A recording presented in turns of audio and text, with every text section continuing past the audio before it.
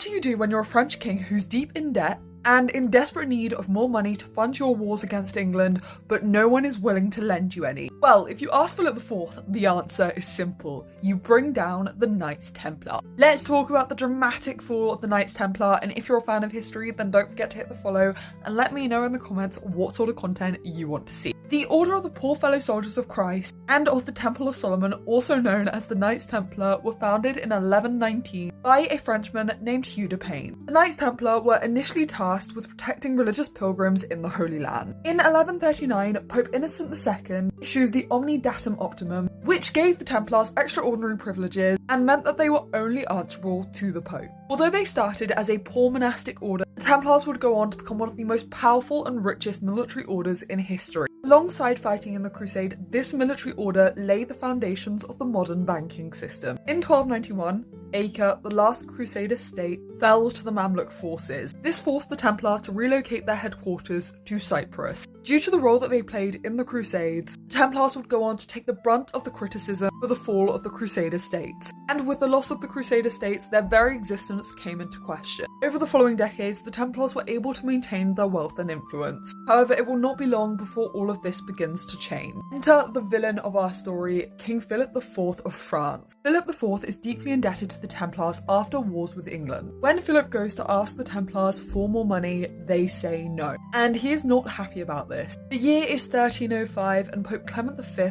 a Frenchman, is elected to the papal see. In 1306, rumours begin circulating about the Templars. At dawn on Friday the 13th of October, 1307, Philip takes action, orders the mass arrest of the Templars in France, and has them accused of heresy, sodomy, corruption, idol worship, and blasphemy. Now, Pope Clement isn't happy about this because he did not know that these arrests were coming. Initially, he tries to take control of the proceedings. After all, the Templars are only answerable to the Pope. He orders Philip to halt the trial and states that he will personally oversee the trial in an attempt to give the knights a fairer trial. Because the thing is, Clement isn't convinced of their guilt and he wants to save the order. However, that didn't stop Philip. Many of the Templars that were arrested on the 13th of October 1307 were imprisoned and tortured to gain coerced confessions. These confessions continued to fuel accusations, and in 1309 the Grand Master of the Templars, Jacques de Molay, confesses under torture. However, he will later retract his statement.